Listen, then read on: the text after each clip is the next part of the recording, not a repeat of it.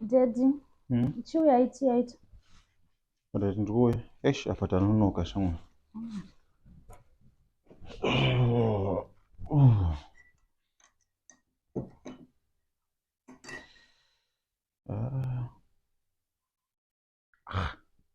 Timbishi.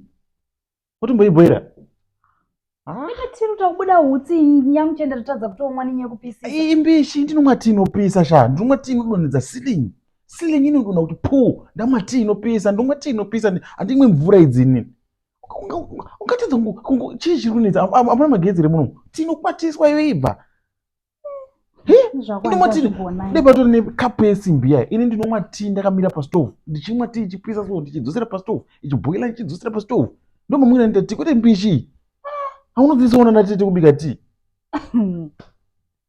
imbishi tii hapana zvinosekesawo mukurura ilosi chaichai hapana munhu anomwa tii yakapfuura pano pamira ndidzosere tii yese muyo aiwa ini yangu siyesa yangu iri raiti ne unoti ndiponoke muromo here ndipe tii yangu mukurura ilosi chai